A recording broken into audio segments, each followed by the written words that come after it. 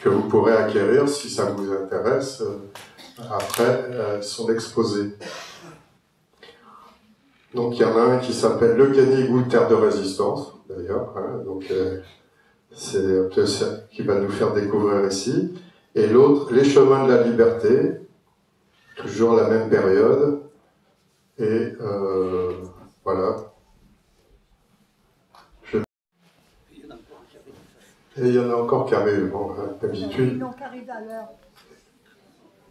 On n'a qu'une petite minute de retard, mais bon, en général, on ne fait pas le quart d'heure catalan, on essaye d'être un peu dans les horaires rigoureux. Donc si vous voulez bien prendre place, bonjour aux derniers arrivants. Je vous remercie d'être venus très nombreux. Je vois que finalement, l'occupation, la guerre, le canigou sont toujours d'actualité.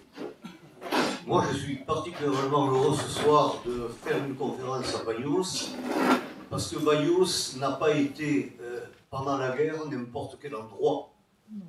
Banyuls, pour moi, c'est bien sûr la stèle qui est au col de Banyuls, où combien de gens sont passés, et c'est aussi sur Banyuls,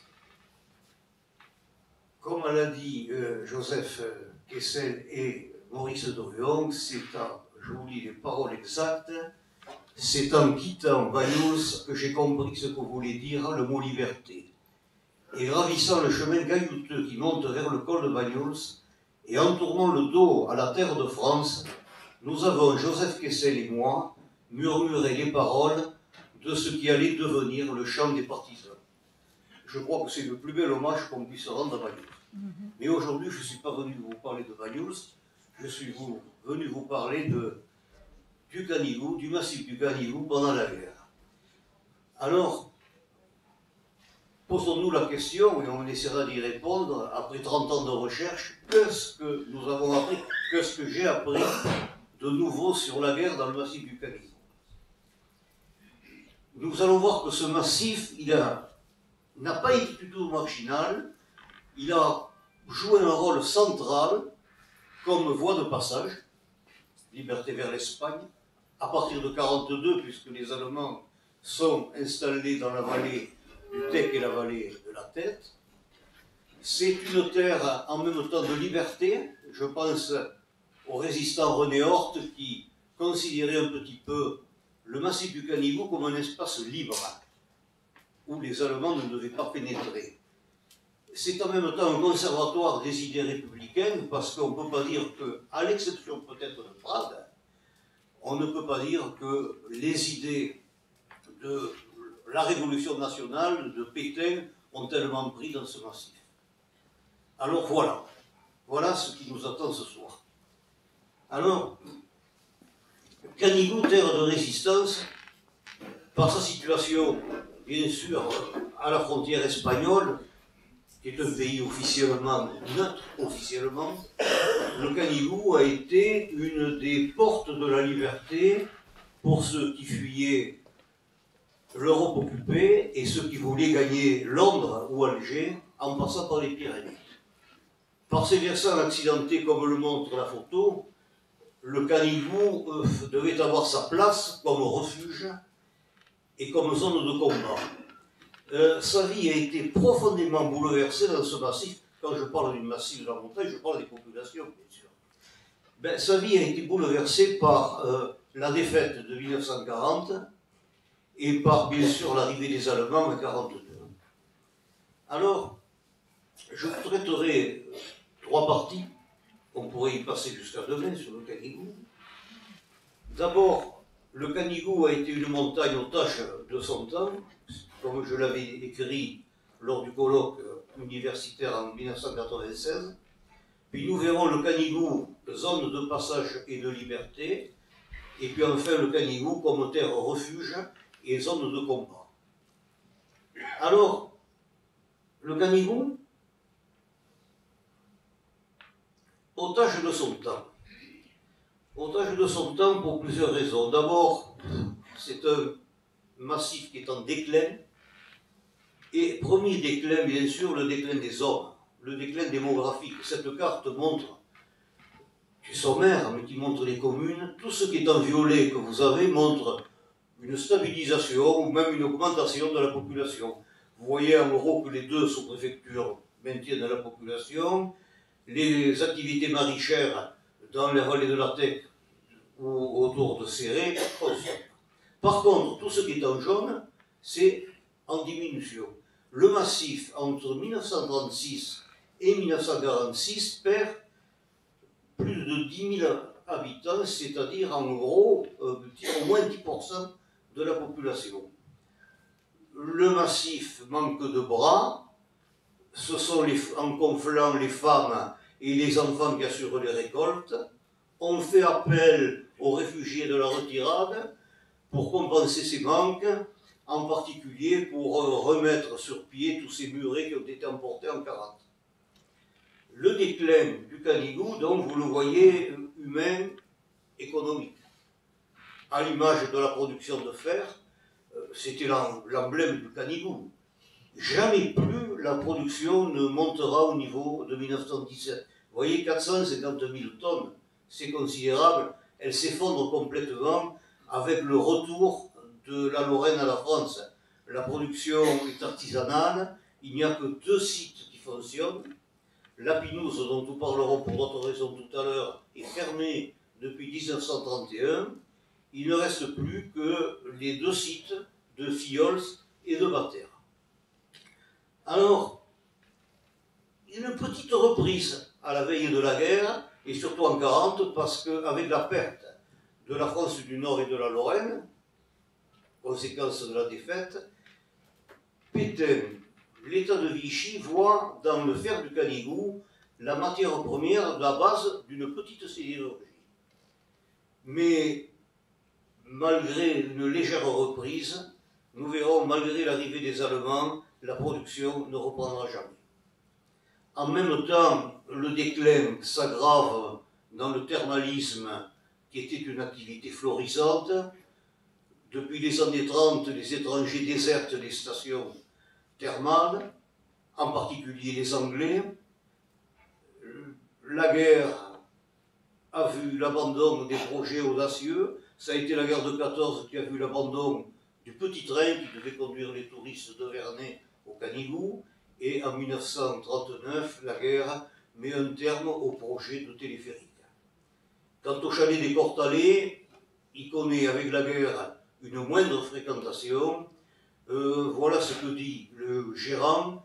Je n'avais pas d'essence pour utiliser la Ford d'approvisionnement du chalet. J'eus donc recours à des mulets de l'armée. Et Antoine Saporte, dont le gérant du refuge, se plaint de la difficulté de trouver des bons d'alimentation. Alors il va se reconvertir en sabotier. L'avenir est plus dans le bois. J'ai dit montagne, otage de son temps, otage du temps. La guerre pour le département des Pyrénées-Orientales s'accompagne de ce fameux Aïgat dont on parle en 1940. Vous avez devant vous Prazemoyo qui est coupé complètement du monde, il n'y a plus de route, il n'y a plus de pont, et le petit village à droite, c'est la route de Layon, a battu des records extraordinaires, puisque en 2 jours, plus de 1000 millimètres d'eau sont tombés. C'est le double de ce qui est tombé dans la vallée de la Roya, au-dessus de Nice, il y a 2 ans. Ça vous donne, situe le drame. Et quelqu'un, c'est le rédacteur en chef de l'Indépendant, Georges Brousse, qui, à mon avis, a bien résumé ce drame que connaît le département. Je vous lis 4 lignes. Nos populations connaissent l'exode. Nous avons vu le triste cortège de vieillards traînant des hardes, des mères leurs enfants sur les bras. Dans leurs yeux, les mêmes lueurs d'épouvante que l'on voyait pour d'autres causes sur les routes de France, dans les yeux des populations qui fuyaient l'invasion.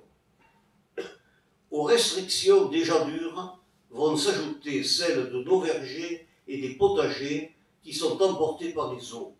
Des mois de misère se préparent.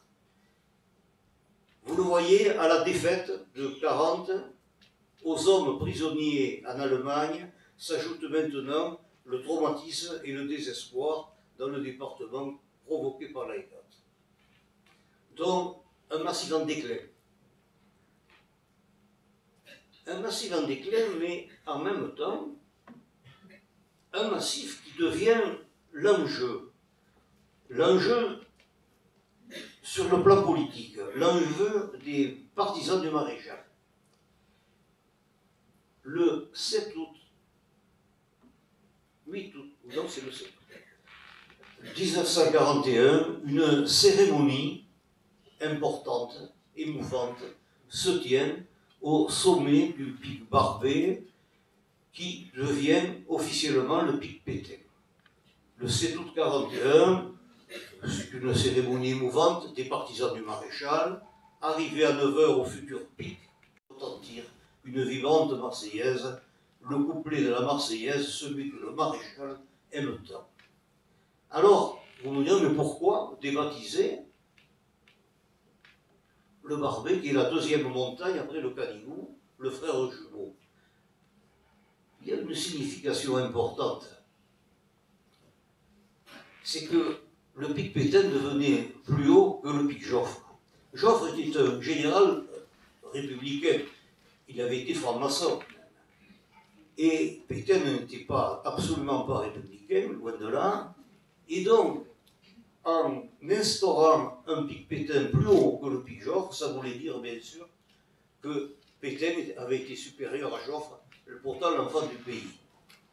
Vous le voyez, cette haine pour la République des partisans du maréchal était très importante, surtout dans la région de Prades, où déjà en 1936, vous aviez une section des Croix de Feu qui avait plus de 500 adhérents, c'est considérable dans un petit village comme Prades. Et sa devise, c'était « Famille, patrie, travail ». Vous inversez l'ordre d'arrivée dans le tiercé, travail, famille, patrie. Vous le voyez pour ces pétainistes, la liquidation de la République le 10 juillet 1940, c'était la première manifestation du nouvel État. Et on voit dans les villages du Massif des nouvelles équipes municipales qui se mettent en place. Les municipalités nées du Front populaire en 1936 sont écartées. On a partout de nouvelles équipes municipales, mais cette fois sans élection, et nommées par le préfet. En même temps, on voit, otage du maréchal, on voit d'un mauvais œil ces républicains espagnols qui sont venus s'établir dans le pays, en particulier, même célèbre, on voit Pablo Casals. Pourquoi? Eh bien, je vous lis le Roussillon, le journal Roussillon, qui est bien sûr royaliste, du 3 mai 1941, qui dit « Malgré son grand talent, aurait-on oublié le passé de Pablo Casals, du Frente Popular, si compromis qu'il ne peut rentrer dans sa patrie. Et plus fort encore, devait-on le nommer citoyen d'honneur de la Légion ?» Voilà ce que dit le journal. Alors, otage du maréchal, j'allais dire c'est le moindre mal, parce que à partir du 12 novembre 1942, le massif du Canigou devient l'otage des Allemands. Otage des Allemands, le Canigou, dans un département qui est le plus surveillé des Pyrénées. Vous avez entre 10 et 12 000 occupants allemands dans ce département. C'est considérable. L'armée allemande arrive le 13 autour du massif, en particulier dans la vallée du Tech et la vallée de la Tête. Vous avez 150 douaniers allemands qui débarquent. Voilà une photo assez rare, intéressante, qui vous montre ces patrouilles de douaniers allemands escortés de chiens en bas à l'Espire. 150, ils seront 600 à peu près un an après. Des troupes de montagne s'installent dans le massif, Mentet est vidé de ses habitants, et sur les routes, des contrôles policiers se multiplient, c'est les contrôles de la Feldgendarmerie. On les reconnaît, ces deux soldats, avec, bien sûr, cette espèce de plaque qu'ils ont, qui les distingue du reste de l'armée allemande. L'armée allemande s'installe et réquisitionne des immeubles. La police et la Gestapo à Prades prennent la plus belle maison, l'hôtel La Fabrègue. Quant au commandement allemand en Val-Espire, il s'installe à Saint-Laurent-de-Cerdan, au château de Lille. On pourrait multiplier les exemples. Quant au l'occupant, la première décision qu'il prend, c'est de s'emparer, bien sûr, des mines de fer. Des mines de fer, la production, 27 Allemands sont envoyés sur les mines pour surveiller la production et en même temps l'extraction. D'autres Allemands surveillent l'arrivée à Amélie-les-Bains et à Ria, le départ du minerai. C'est jugé primordial pour les Allemands, penser qu'avec le blocus allié, l'Allemagne manque totalement de fer. Et les mines du Canigou sont considérées mines S, c'est-à-dire Albert Speer, qui était un des proches d'Hitler. Je reviens à la montagne. Les douaniers et les troupes alpines patrouillent tous les jours par équipe de 3. Nous avons vu les chiens. Oh, les chiens. Le plus dangereux étaient les chiens. Ils avaient un bon odorat et une bonne ouïe. Et des postes avancés vont s'installer en montagne, en particulier dans la vallée de Mentet. C'est les restes, vous avez à gauche sur la photo, de la fameuse baraque des Allemands que moi j'ai connue avant qu'il y ait un incendie qui s'en empare. Sous la chapelle Sainte-Marguerite, qui est sous le col d'Ar, toujours une patrouille allemande est présente jour et nuit. Les Français, les Catalans ne sont plus maîtres de leur terre. En même temps, cette occupation allemande, c'est la zone interdite, qui est créée le 20 février 1943.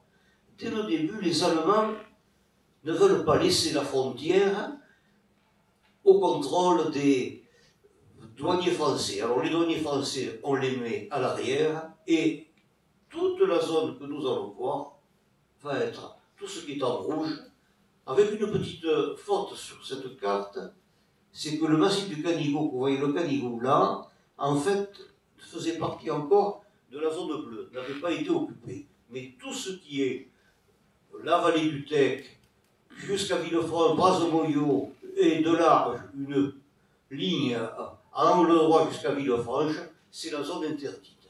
Alors, qu'est-ce que ça veut dire?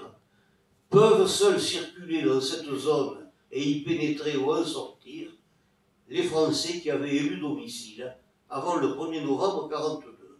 Tout contrevenant sera puni de 1 à 6 mois de prison et d'une amende de 200 à 10 000 francs. Les ressortissants allemands pourront y entrer, circuler librement. Les ressortissants des États apatrides, les Juifs et les réfugiés espagnols ne sont pas admis dans la zone réservée. Voilà l'arrêté du 3 avril 1943. Ça ne suffit pas.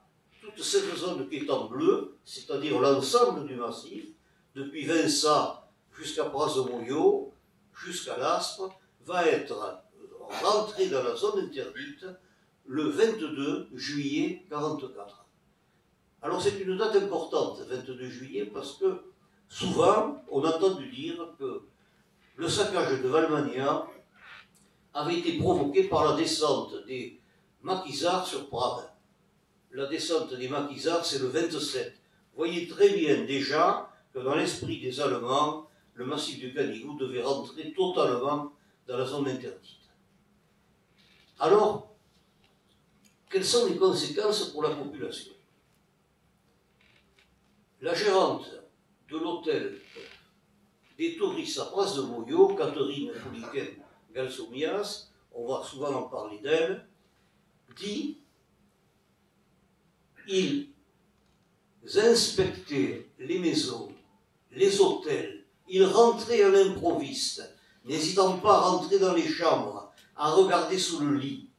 les gens avaient peur. La nuit, on ne sortait pas, les réunions étaient interdites, les fêtes annulées, les gens essayaient de ne pas se faire remarquer. Et elle ajoute, une chape de plomb s'était abattue sur notre pauvre Canigou. Et l'abbé Bousquet, curé patriote résistant de Saint-Laurent-de-Cerdan, dans son livre d'or, dit 1942, il écrit « L'année humiliante, une vingtaine de soldats allemands à Saint-Laurent, en 1944, le pauvre abbé en aura 80.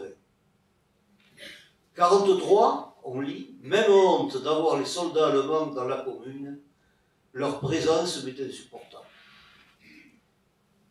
Comme le confirme d'ailleurs un rapport du chef de la milice de novembre 1943 qui est envoyé à Vichy, il dit « Un vent de révolte de plus en plus violent souffle sur les Pyrénées-Orientales, se réjouit à l'annonce de passage clandestin à la frontière, on méprise les éléments fidèles à la Révolution nationale. » Et j'ajouterai, un vent de résistance très vif souffle sur ces villages du Canigou. Et c'est maintenant que le Canigou va devenir une terre de passage et de liberté. Alors, pourquoi partait-on? Pourquoi passait-on par le Canigou? Gagner l'Espagne, gagner l'Angleterre en passant par les Pyrénées puis l'Espagne, c'était le vœu le plus cher pour des populations pourchassées. On part pour des raisons diverses, mais toutes ont un but commun. On part pour échapper aux polices de Vichy, aux polices allemandes, bien sûr, à la célèbre Gestapo. Quand on est juif, c'est évident, on fuit à partir de 1942 pour échapper à la mort. Et Catherine Gelsonias dit, en parlant de son hôtel à Prasbourgeois et des juifs, ils partaient souvent en groupe, ils passaient des familles entières à travers la montagne, ils partaient par peur des Allemands et ils ne voulaient pas être pris. Alors, quand on est résistant, eh bien, quand on est résistant pour chasser, bien sûr qu'on menace et menacé de partir en déportation, on passe de l'autre côté. Pour de nombreux pilotes alliés, il va y en avoir dans les départements sur le massif du Canigou des dizaines, des centaines de pilotes qui vont passer. On passe parce que les alliés ont beaucoup d'avions, mais ils n'ont pas beaucoup de pilotes. Vous le voyez de toute manière, on part pour fuir. Ne parlons pas des jeunes à partir de 1943 qui vont fuir le STO et qui vont passer les Pyrénées. Alors, les raisons sont diverses, mais toutes ont un point commun, on passe par la peur d'être pris. On quitte son village, on quitte son foyer, on prend une autre identité, on laisse derrière soi son passé, c'est une terrible aventure. Et partir par où? Cette carte est intéressante. Je l'ai établie, mais elle n'est pas pour 43, elle est pour 42. Vous voyez très bien que le massif du Canigou n'est pas pour l'instant une zone de passage. C'est tellement facile, avant l'arrivée des Allemands, de passer par les Alberts, ici, de passer par la Basse-Cerdagne. Le Canigou, vous le voyez beaucoup trop loin de la frontière.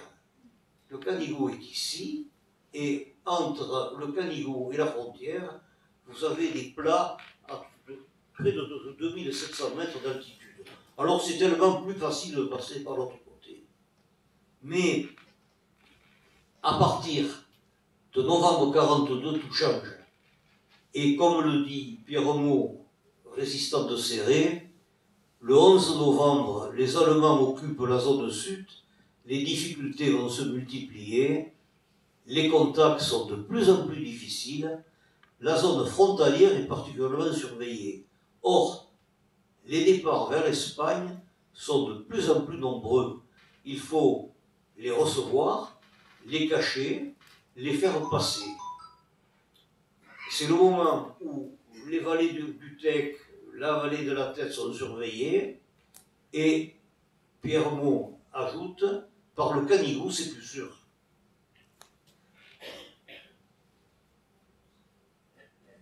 Il y avait souvent, à partir de l'arrivée des Allemands, jusqu'à 6 barrages allemands entre le Boulou, qui est ici, et Pras de Boyau, que vous avez.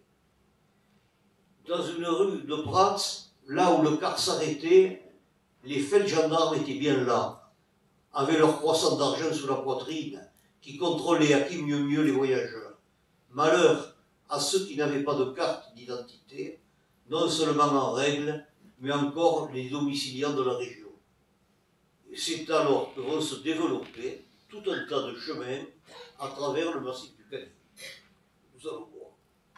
Et traverser par le Canigou, c'était une aventure.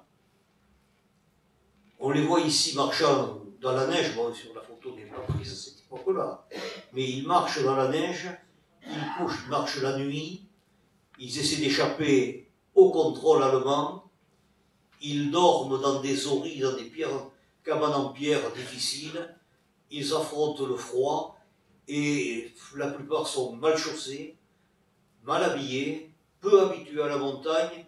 Pour la plupart, ils arrivaient des grandes villes du nord de l'Europe. C'est une véritable aventure. Alors, je voudrais quand même quelques lignes vous lire pour vous montrer à quel point c'était difficile quand même de passer par ce Canigou. C'est l'aventure qui est arrivée à un futur amiral de la Royal Navy, l'amiral MacGeoch, un des chefs de l'OTAN dans les années 50, qui débarque avec son passeur dans le petit village de Torigna. Son passeur, c'est Émile Villalongue, un habitant de Torigna, accessoirement professeur de philosophie au lycée de Toulouse, le Fermat. Émile me demanda, je suppose que vous avez skié. Je lui répondis que je n'avais jamais skié de ma vie. Alors, me répondit-il, il faut apprendre vite, en 2 jours. Après l'aube, nous partîmes, nous étions près du flanc nord du Canigou. C'est extraordinaire, nous étions en pleine zone interdite et nous n'avions pas le droit d'y être. Le soir, nous trouvâmes une sorte d'igloo fait de neige et de branches où on pouvait ramper et dormir. À l'aube, les averses de neige volaient dans la montagne. Les pôles et le sac, les skis étaient de plus en plus lourds. Avant le sommet du 1320 que vous avez ici, nous pouvions entendre le souffle du vent, les averses de neige de plus en plus fréquentes. Il n'était pas question de tenir dans ce blizzard. Je remis mes skis à Émile, ce magnifique Français, et continuai tout seul, m'enfonçant dans la neige jusqu'au ventre, descendant dans des pentes raides. J'enlevai mon par-dessus, l'utilisant comme luge. À la fin de l'après-midi, je sortais enfin de la neige, en dessous les champs de la vallée du Tech, et au loin le clocher de Pras de Boyau, d'après ma carte Michelin. Vous voyez, c'était une sacrée aventure. C'était plus difficile quand même que de passer par les Alpes. Alors vous avez devant vous une carte que j'ai établie des principaux chemins à travers le Canigou. Le plus ancien, c'est le chemin qui relie la vallée du Conflent, Valmania, au Val-Espire. Ce chemin, c'est Valmania, on couche au Mas-de-Cabanas, nous verrons, on passe Petit Coyet, Petit Col, nous le verrons tout à l'heure, descente sur Corsavie. Alors à Corsavie, là, il y avait, c'était l'agent Savas, Corsavie, parce qu'il y avait un curé extraordinaire, l'abbé Alfaro, qui était à l'écoute un petit peu des passages allemands et qui indiquait là où il ne fallait pas passer. Alors, à Corsavie, 2 destinations pour gagner l'Espagne, ou bien on passait par Coustouge, Saint-Laurent-de-Cerdan ici, ou bien on passait on rejoignait Prazemoyau. Cet ancien chemin a été inauguré, nous le verrons, par un enfant du pays, le commandant Casson. Deuxième chemin très important, le chemin du Val-Espire, depuis Prazemoyau. Mais la difficulté, c'était d'y accéder. Pourquoi? Vous avez vu tout à l'heure, il n'y avait plus de pont, tout avait été emporté. Et en plus, les dénivelés sont considérables. Au petit vallon du Canidei qui est ici indiqué un tout petit 700 mètres, c'est ce chemin. Mais si on fait le tour du pic de Costebonne, c'est 1600 mètres. Et pourtant, nous dit toujours Catherine de Galsovias, elle dit, des centaines passeront, ils venaient de loin, ils venaient de Norvège, ils passaient des officiers, ils passaient des aviateurs anglais. Il est même passé un ministre.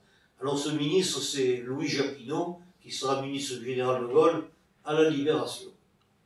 Mais il fallait là faire très attention à cette route, il fallait éviter surtout la petite tour du Mir que vous avez indiquée là, où vous aviez une brigade allemande qui surveillait les deux vallées. Et puis bien sûr échapper au contrôle que nous avons vu tout à l'heure de la chapelle Sainte-Marguerite. À côté de ces deux chemins principaux, d'autres chemins vont apparaître, dont bien sûr les chemins autour de Saint-Laurent-de-Cerdan, où nous avons une forte activité de passage. On y reviendra dans quelques minutes. Alors là, on passait par le mont Capey pour rejoindre Massanette, on passait par Coustouge, par Candamoun, et par le château de Pradey qui était le château propriété des Jésuites, qui les camouflait, et puis vous étiez à 500 mètres de l'Espagne. Alors, voilà les principales routes. Il y en a une autre qui va se développer peu à peu, ce qui vous montre que le nombre des passages a tendance à augmenter. C'est le chemin qui part de Vernet-les-Bains. On grimpait ce fameux petit pic de la Peine, oh, qui est petit, mais si certains le connaissent, il est très raide. On gagnait le Plagiem en évitant le refuge de Mariaille, où souvent les Allemands y étaient, et puis ensuite l'Espagne. Voilà les principaux chemins. Il y en a d'autres. Ce caniveau a connu de grands réseaux de passage, très importants. Vous avez le plus connu, c'est le réseau Sainte-Jeanne, donc qui est fondé par le chef d'escadron Cassot, le futur général Cassot, des pompiers de Paris. Il est aidé dans son travail par un couple d'instituteurs, René Horte, que vous avez devant, instituteur de Valbania, et son épouse, Louise Horte. Mais il y a beaucoup de familles de Valbania qui l'aident. Il y a les Gours, les Beaux, ils sont très nombreux, les Torignats à Baillestavi. C'est un réseau qui a prêté allégeance au général de Gaulle dès 1940. Sa devise, elle est simple: nos adversaires, les Allemands et les collaborateurs, nos amis, le peuple de France et les républicains espagnols. Notre mission, aider les aviateurs alliés à franchir la frontière, faire passer ceux qui veulent se battre. Ce réseau dispose d'une base qui est la propriété des Cassot au-dessus de Valbania, c'est le fameux mas des Cavanats. Et ce mas a pratiquement abrité 700 ou 800 personnes qui sont passées. Alors il y a au moins 200 Belges, des Polonais, des Anglais bien sûr, et bien sûr des Français. Ce réseau est à la fois un réseau de renseignement. René Horte porte lui-même les renseignements jusqu'à la frontière espagnole, mais c'est aussi de plus en plus un réseau de passage. Alors, La plupart ont réussi, par le Mas des Cabanabs, à gagner l'Espagne, mais ce n'est pas toujours possible. Le frère du général de Gaulle, Xavier, qui était caché à Ille-sur-Tête, va, avec Sainte-Jeanne, être caché à Ballestavi, dans une cave. Il va y rester 3 semaines, pratiquement, parce que le massif, à cette époque-là, est entièrement encerclé, contrôlé par les Allemands. Ils ne pourront pas passer, et c'est René Horthe lui-même qui l'accompagnera sur Perpignan, et puis ensuite de là, il partira en destination Lyon, et puis la Suisse. Ce réseau Sainte-Jeanne aura au total 19 déportés. Il va connaître une série de malheurs en 1943. La police allemande investit au mois de mai l'école de Valmania. René Horthe réussit à fuir par la fenêtre, mais sa femme est prise et elle va partir à Ravensbrück jusqu'à la fin de la guerre. Le 28 juillet, c'est au tour de 2 habitants du village, Louis Molinet et, tout d'un coup, excusez-moi, je cherche son nom, et Marius Beau, qui sont arrêtés ici, à ce petit col, entre Conflans, ici, et Valespire. Ils attendaient un officier supérieur américain, ils devaient le faire pénétrer dans Roussillon. Ils ont été pris, ils vont partir eux pour Dora. Seul René Horthe et un petit groupe de Sainte-Jeanne va réussir à se sauver et va fonder, nous allons en parler, un petit maquis extrêmement dynamique. Après ce réseau, le réseau de Pras de Moyau, lui aussi il est extrêmement important. Il est articulé autour de l'hôtel des touristes dont je vous ai parlé tout à l'heure. Vous avez Catherine Galsobias-Pouliken, qui en est l'âme, mais toute la famille participe au passage et à la résistance, et aussi le passeur, Jean Cazotte, Jean Pagès, son véritable nom. Cazotte, on l'appelait Jean Cazotte aussi. Jean Cazotte va être dénoncé alors qu'ils étaient à l'intérieur de l'hôtel, va être arrêté avec un autre passeur d'origine espagnole. Ils sont arrêtés par la Gestapo, ils sont amenés, Jean Pagès est amené à Perpignan parce qu'en tentant de fuir, le passeur espagnol est touché et tué. Jean Pagès va partir pour le camp de Mauthausen, il va y faire passer une année, et au bout d'un an, les Allemands le sortent de là pour l'amener avec 2 autres Français dans un camp dans les Alpes slovènes où ils doivent construire un tunnel. Ils vont fabriquer une espèce de chariot dans lequel ils vont se cacher. Ils vont se faire lancer dans le vide. L'alerte va être donnée, on ne les rattrapera pas, mais ils vont s'engager dans un bataillon de partisans de Tito, et Jean Pagès sera tué 1 mois exactement avant la fin de la guerre. Ça, c'est un nom qu'il ne faut pas oublier. C'est une des images, je pense, les plus héroïques, les plus importantes de la résistance catalane. Vous le voyez, à partir de 1943, le Canigou, terre de liberté, va devenir de plus en plus une terre de passage. Tout cela n'a été possible que parce qu'il y a eu une solidarité très importante à l'intérieur du pays, à l'intérieur de ces villages de montagne. Un exemple intéressant, c'est un qui s'appelle Jean Caillé. Il va passer au mois de mars 1943. C'est un Normand, et il raconte, il dit « Après une marche longue et pénible à travers le Canigou, j'aperçus une bâtisse à la cheminée fumante. Accueil naturellement bon enfant. Attablé autour du verre qui réconforte, l'hospitalité catalane ne s'avéra pas un vain mot pendant tout le long du parcours. Les fermiers me donnent des indications sur l'itinéraire à suivre et le meilleur moment pour franchir la zone dangereuse, soumise à des patrouilles fréquentes des douaniers allemands. Vous le voyez, des hommes, des femmes, des enfants au péril de leur vie, ont nourri, caché,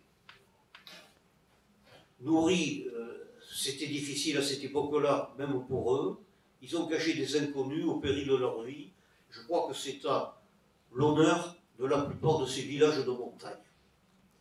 Alors en 1943, bien, notre Canigou de montagne résistante va devenir une terre de combat. D'abord, bien sûr, avec la création du STO, le Canigou ne pouvait pas échapper au temps des maquis. Cette photo de maquisard n'est pas prise dans le Canigou parce que Sten, ce sont des Anglais qui aident certains maquis. Ce n'est pas le cas des maquis du Canigou. Alors, ces maquis du Canigou, ils ont des caractères très différents des autres maquis français. D'abord, ils ont une vie brève. 3-4 mois, souvent, à peine, dans le massif du Canigou.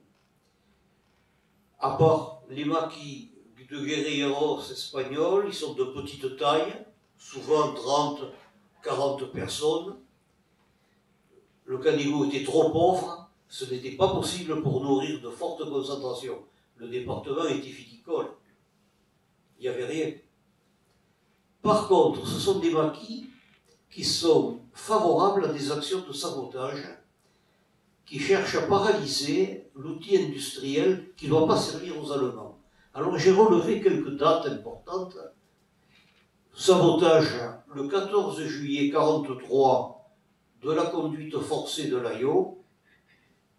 2 mois après septembre, la conduite forcée du Pas de Loup au-dessus d'Arles est endommagée. Sabotage en janvier 1944 du câble minier de Batter, de celui de Fiols, et en avril 1944, celui de Ria. Et cette audace des maquisards inquiète l'autorité allemande qui se fait menaçante. Voilà ce qu'on peut lire dans l'Indépendant du 10 juin 1944, mais cela a été passé déjà 3 ou 4 fois dans le journal. Quiconque se livrera à des actes d'agression contre membre de l'autorité allemande ou commettra un acte de sabotage sera fusillé.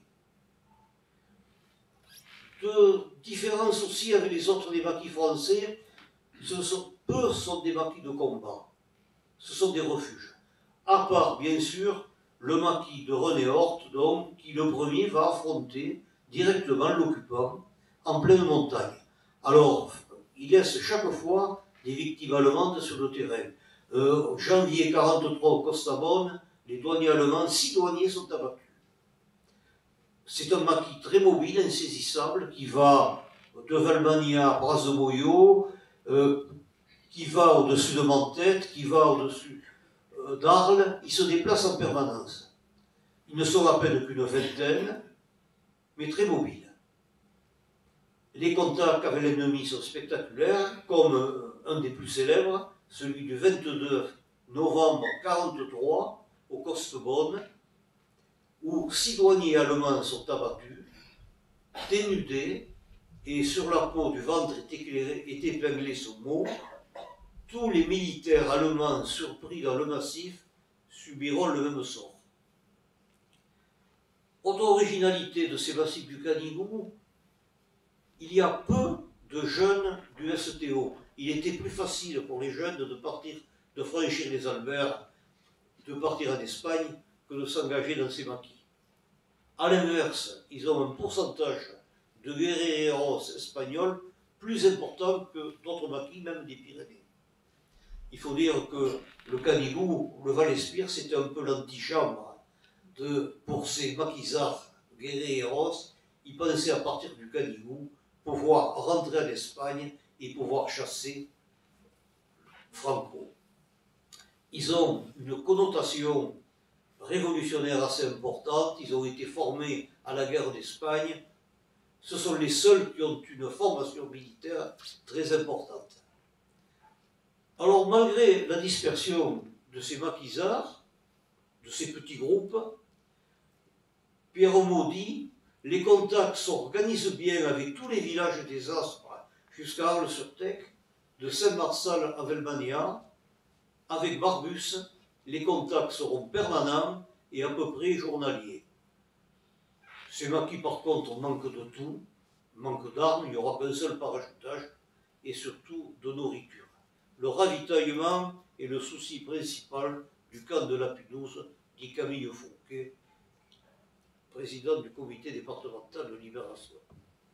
Alors, deux maquis ont laissé une trace importante. Celui-ci est très original, moi je trouve. C'est le maquis de l'armée secrète à S44. C'est un maquis qui est dans le Val-Espire.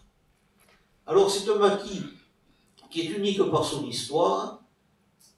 Il naît de la réorganisation des mouvements unis de résistance en juin 1943 qui décide de se lancer dans le sabotage et dans la lutte armée.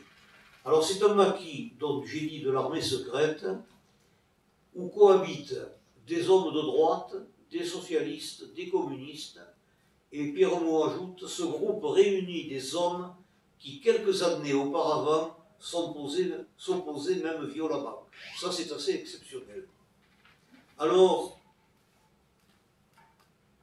où vivent-ils? Le maquis est installé au-dessus de Saint-Marçal, dans deux masses, le mas d'Ampari et le mas Cramat. Le mas Cramat, un lieu où, durant ces années d'illégalité, nombre de ceux qui étaient menacés se dirigeaient comme un havre de paix. Le quartier général du maquis, si l'on peut dire. Pierre Bardaguet, que vous avez à gauche, en médaillon, en a été l'animateur, le chef. Durant les années de lutte, Pierre Bardaguet sera de tous les coups durs. Dans les circonstances difficiles, les maquisards se serreront autour de leur chef. Sur les routes la nuit, il marche en tête, il est infatigable, et tous les chemins du Canigou verront passer cet homme. Voilà ce maquis. Ce maquis règne sur tout le Val-Espire, et à son actif, nous verrons à la fin qu'il est à l'origine de la libération de la vallée du Tech, de Céré, et d'obliger une partie des Allemands, ne pouvant descendre sur Perpignan, à refluer à partir de Saint-Laurent-de-Cerdagne sur l'Espagne. L'autre maquis, vous le connaissez davantage, Akos, bien sûr, de Valmania, c'est le maquis Barbus. Lui, c'est un maquis communiste, FTPF. C'est un maquis qui arrive très tard au Canigou. Il est à Rigarda à peu près au mois d'avril. Il ne s'installe sur les flancs du Canigou que la fin mai, début juin. Alors il s'installe, comme je mis le commentaire de la photo, sur les flancs de ce Pico Mouillou. Ce sont des flancs très raides qui offrent une position de défense très importante, mais qui pour les maquisards est très difficile à vivre. Alors ce maquis manque d'unité, d'autorité au début. Il y a un peu de tout. Oh, ils ne sont pas nombreux, ils sont une trentaine maximum, dit un maquisard. Il y a quelques résistants locaux. Il y a des compagnons de France qui ont fui, qui ont quitté, déserteurs. Mais 4 hommes vont le réorganiser et lui donner son ossature idéologique et militaire. C'est Simon Baille, un Cérétan, le Manchot, parce qu'il a perdu un bras à la guerre d'Espagne, Sébastien Réu, et l'arrivée en juin des frères Panchaud, des anciens de la guerre d'Espagne. Les autres maquisards n'ont pas, de ce maquis, n'ont pas de formation militaire, et ça va peser lourd. Alors, pourquoi éliminer Barbus quand on est allemand? Vous comprenez très bien que 20, 30 personnes ne représentent pas un danger. Mais voilà, c'est qu'il y a 2 raisons capitales. Après le débarquement de Normandie, Et dans la crainte d'un deuxième débarquement à Languedoc-Roussillon, les troupes allemandes ne veulent pas être prises à revers. À la fois, ils veulent pouvoir remonter en direction des autres troupes allemandes, ne pas être pris devant et derrière, en gros, par des opposants. Et donc, l'ordre est donné par l'état-major allemand, la commandanture de Toulouse, de liquider tous les îlots de résistance qui sont situés à l'arrière des troupes allemandes, depuis l'Aude, l'Ariège, jusqu'à la montagne Noire et les Cévennes. Il y a une deuxième raison, moi je considère aussi importante. Pourquoi liquider Barbus? Parce que Barbus est installé au-dessus des mines de fer du Canigou, qui deviennent de plus en plus indispensables pour les Allemands. Alors les descentes allemandes à Bataire sont fréquentes, et surtout au printemps 1944, avant le débarquement de Normandie. L'occupant doit agir et pas le maquis. Premier échec, il va le connaître sur les flancs du Pogouillou. Voilà ce que dit le chef de la milice. Dans la nuit du 27 au 28 juin, j'ai fait partir 80 hommes dans la région comprise entre Fillols et Vernet, où un groupe de maquisards avait été aperçu. À 17 h, les combats ont été violents dans la journée. Un milicien, Rognon, a été tué, un Allemand a été grièvement blessé, et à 17 h, devant cette infériorité, un groupe de 45 douaniers allemands vient en renfort. Et bien, malgré cette force, la milice est obligée de décrocher à 10 h du soir, en raison de la position exceptionnelle et qui ne pouvait être contournée. Il ne fait pas réduit. Pour la première fois, sur le plan local, l'occupant, la milice, malgré leur supériorité en armes, connaissait un échec. Alors, il va chercher le maquis, et grâce, bien sûr, à des bruits, il sait que le maquis est remonté sur le refuge des Cortalais au Canigou. Alors, le 7 juillet, suite à des renseignements qui signalent le maquis au Cortalais, les Allemands vont monter une opération militaire double. Un groupe d'Allemands va remonter depuis Vernet-les-Bains en direction de Mariaille, et dans la nuit, il y aura des planeurs qui vont, sur le plat Guillaume, laisser des soldats allemands. Par hasard, les hommes de la S-44, Meaux et Bardaquet, se trouvaient sur le plat Guillaume, donc au-dessus des positions allemandes. Ils avaient marché toute la journée. Il dit, après 18 heures de marche, nous décidons de dormir à la belle étoile. Et, dans les premières lueurs de l'aube, nous découvrons une importante colonne allemande qui monte depuis Vernet avec des mulets porteurs de bazookas et de munitions. Nous engageons une course de vitesse vers le chemin de la cheminée. Il nous fallait arriver au Cortalais avant eux et avertir Barbus. Après discussion avec Panchaud et Mestre, nous décidâmes de descendre vers la vallée de Velmania. Le maquis a fui les Cortalais. De rage, les Allemands vont faire flamber le chalet historique du Cortalais et en même temps celui de Balach. Par malheur, Simon Baille, dont nous avons parlé tout à l'heure, était descendu à Prades pour du ravitaillement, et lorsqu'il remonte, il est fait prisonnier. Il va être torturé par les Allemands, ils vont l'amener dans l'Aude, et le 18 août, ils vont lui mettre un bâton de dynamite dans la bouche et faire sauter ce bâton. C'est une image magnifique aussi de la résistance catalane à cette époque-là.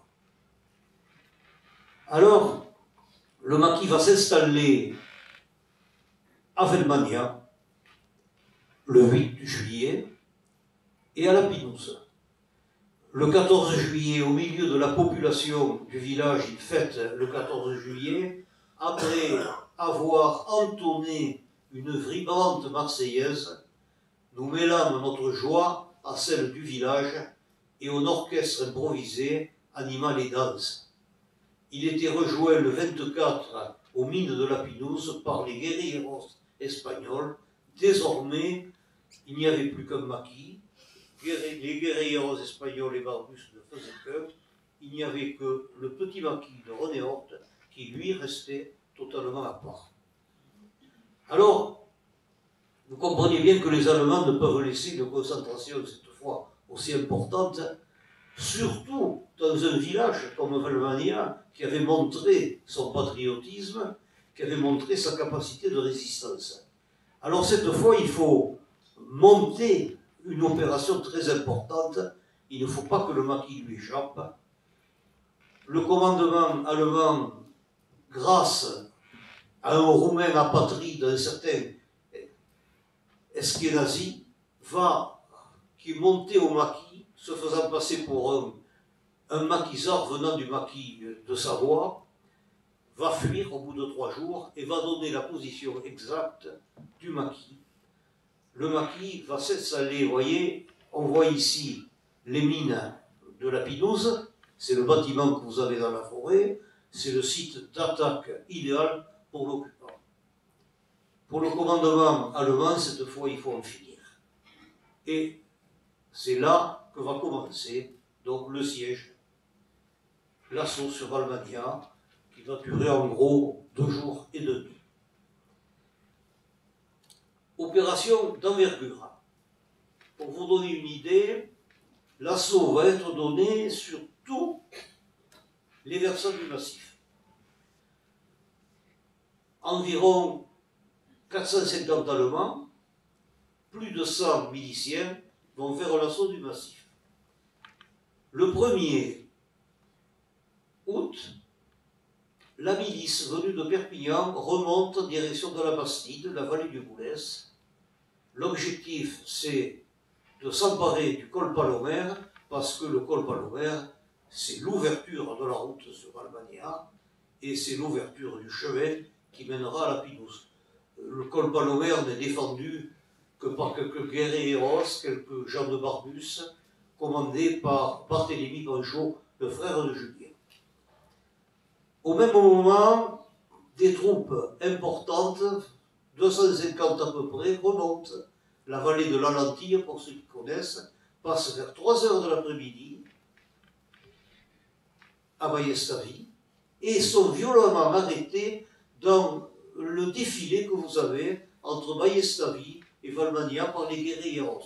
Les Allemands sont reçus par des bombes à manos incendiaires, plusieurs.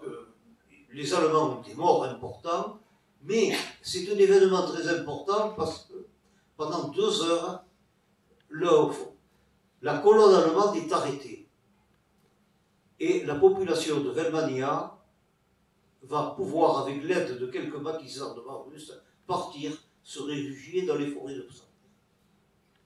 Parallèlement, les Allemands envoient une colonne de douaniers vers le petit refuge que peut-être certains connaissent, la maison de l'Estagnol, qui domine en fait Valmania et la Pinouse. Ils n'y arriveront pas. Des supplétifs allemands sont installés, parachutés au-dessus du Gaïnas, de façon à empêcher toute fuite possible. Et enfin, dans la nuit, une colonne allemande motorisée avec 3 automitrailleuses remonte en direction de Bater. Cette fois, pour Panchaud, Julien Panchaud et ses hommes, ils sont une 30 et 40 sur cette crête que nous allons voir. Ce doit être pour lui le combat principal. Au soir du 1er août, Valmania est en feu. Le col Palomère a cédé. La milice arrive dans Valmania vers 6 heures du soir. Les Allemands arriveront 2 heures plus tard. Mais voilà décrit par René Horth la scène. 4 hommes pris dans le village. 4 hommes, 2 hommes, 2 personnes âgées de Valmania et 2 bûcherons espagnols en situation tout à fait légale vont être abattus sur la route après des tortures. Il s'agit de 2 vieillards de Valbania dont l'un était infirme et 2 Espagnols parfaitement en règle. Les corps ont été abandonnés sur le bord de la chaussée où ils sont demeurés exposés au grand soleil pendant 8 jours. Nous verrons les funérailles ensuite. Valbania devient un village meurtri, comme j'ai mis dans ses chairs et dans ses biens. Vous voyez les traces des grenades incendiaires. Il ne reste plus rien du village. En même temps que ce texte de René Horte que je vous ai lu, un milicien qui va rentrer, va envoyer cette lettre qui montre bien le sentiment de la milice. La milice est ivre de sang. Le village qui favorisait ces salopards, nous l'avons incendié et fait sauter à la dynamite. Ce sera un bon exemple pour Prades et d'autres villages. Voilà ce qu'écrit un jeune milicien. Pourquoi pour Prades? Mais parce que le 27, le maquis était descendu sur Prades, le chemin de fer de Villefranche. Ils avaient rançonné des banques et ils s'étaient emparés de 3 otages, un soldat allemand, un milicien et un certain Coulange qui n'était pas... On n'a jamais pu prouver, il y a eu un procès qui a montré que il était certainement proche des idées pétainistes, mais pas forcément miliciens. Ils seront exécutés par le maquis à la suite d'un jugement, c'est sûr, populaire, mais expéditif. Au soir du premier, donc, vous voyez, il ne reste plus que l'église, qui sert en fait de grange pour les Allemands. Ils y stockent tout ce qu'ils ont pillé. Au matin du 2 août, les Allemands vont se lancer depuis Battère à l'assaut de la Crète. Et la Crète pour eux est favorable, il n'y a pas de végétation, vous le voyez sur la gauche. La Crète est défendue par une quarantaine de maquisards, mal armés, il n'y aurait qu'un seul fusil mitrailleur, c'est tout. À 6 h du matin, les combats commencent. C'est dans ces combats que Julien Panchaud est blessé. Julien Panchaud va être descendu, nous allons y venir, mais pour les Allemands sont à la recherche, bien sûr, de l'essentiel des maquisards. Voilà ce qui se passe, voilà un témoignage qui nous semble intéressant, c'est celui capital de René Brial, dit le colonial. Ce témoignage est envoyé à un autre maquisard. Il dit « Attaquer des 2 côtés, nos troupes n'ont pas l'armement et les munitions nécessaires pour soutenir un long combat. Devant la supériorité des occupants, un certain flottement se fit sentir chez les maquisards. Ce fut alors que Julien Panchaud, blessé, donna l'ordre à ses hommes de le laisser et couvrit leur retraite. Les maquisards vont se replier dans ces forêts du Canigou. Julien Panchaud est blessé et traîné par les Allemands.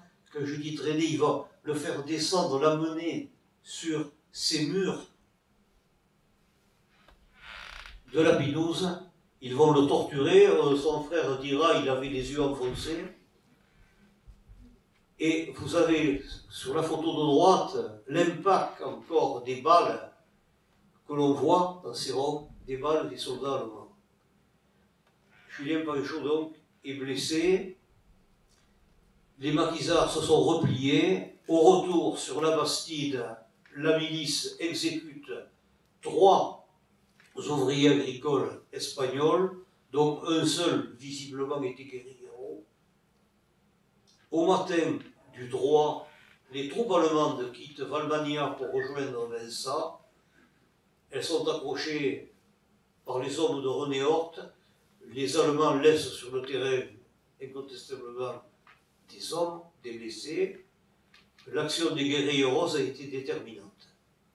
Au soir du 3 août 1944, le silence est revenu sur le Canigou. Un témoin dira une odeur âcre de fumée enveloppe le village qui est vidé de ses habitants. Lorsque la nouvelle de massacre du village, de la mort de Panchaud arrive, lorsque la milice revient sur Perpignan, se flattant de ce qu'il venait de faire, la nouvelle secoue la population profondément. Et c'est le moment où Panchaud et le Vallmanya vont rentrer dans la mémoire collective des Catalans.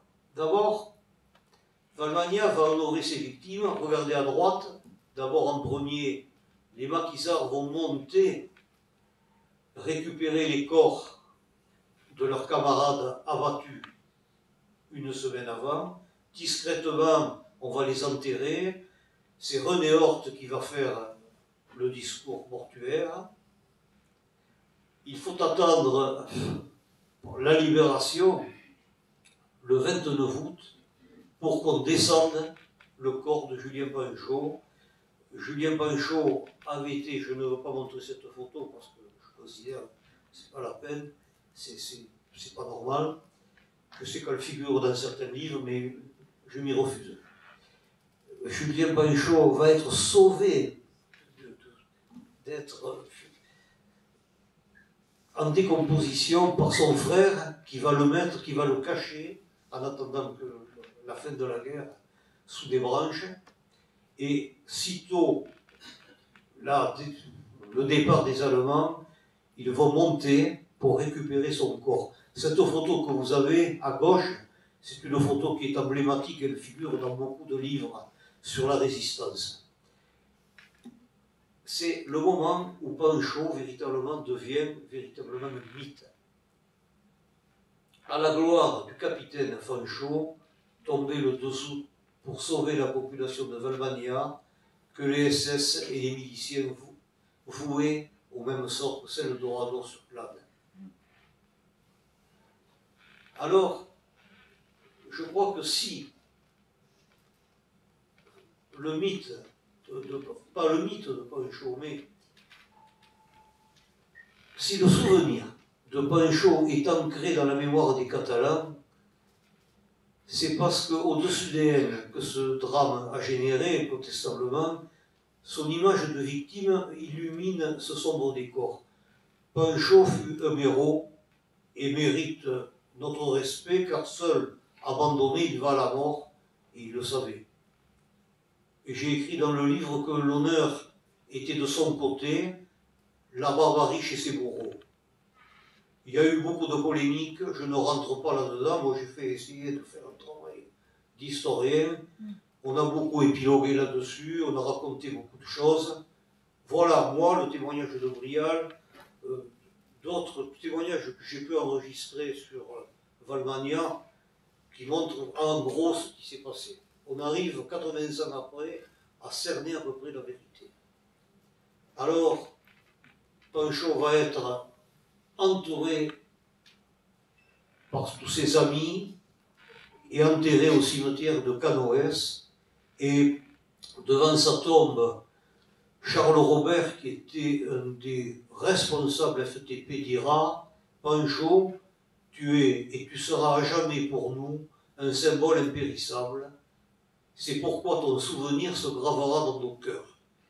Adieu, Julien Panchaud, martyr de la liberté, la Catalogne française ne t'oubliera pas. » Alors en août, l'enterrement de Panchaud correspond à peu près à la libération du massif du Canigou. Les Allemands se replient. Le maquis AS-44 attaque le 19 août un convoi allemand au pont de Reynes, obligeant une partie, je vous ai dit tout à l'heure, à reculer, les Allemands. Le capitaine Baderne du maquis est par contre tué.